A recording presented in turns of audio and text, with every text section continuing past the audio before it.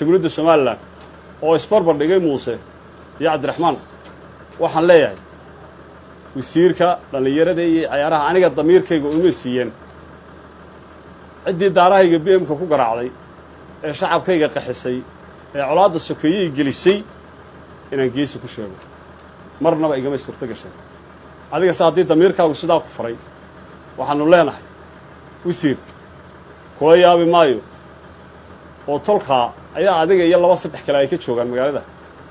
xil waad haysaa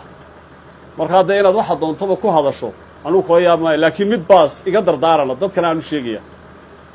qolada reer koonfureedka reer xamarkeenu sayno ee qolada kulmiye nagu xoqaan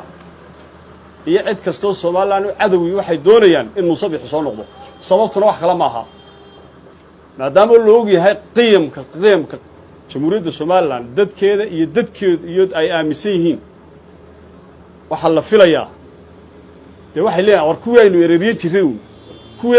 jiray ee dalka iyo dadku waa inuu ku kalsooneen inuu kulba gobol ka qabsan jiray kuwii noo soo celiya ilaa xisbiga wadana haduu yimaado waa loo og yahay hogaamiyaha wada inuu yahay hogaamiye nabad jecel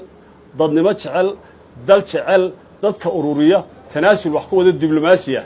markaas aan intaas u suurto gelin hogaamiye dalka iyo dadkaba kala diraya imtixaankiisana haystaan inay doortaan bay doonayaan waxa kale oo sheegayaa wasiirka dhalinyarada ciyaaraha hadday geesinimadu noqotay kaarayaal nooha lagu raro hadday geesinimadu noqoto jalano laga qabto hadday geesinimadu noqoto 130 kilomitir ha lagu soo yeeriyo hadday geesinimadu noqoto tahli kari waa xataa talaabo dambe qaad hadday geesinimadu intaa noqoto annagu taa geesinimadu naqaanay fulinimo aanu naqaanaa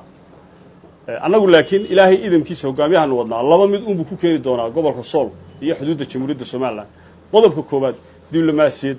dadnimo tanaasul iyo dadkoonu qancino waan ku keeni doonaa haddaanu taa ku weynana wixii idinku aad kaga soo cararteen iyo waxyoogtana kaga soo cararmay jamhuuriyadda Soomaaliland waan ku qabsanaa hadii la haydo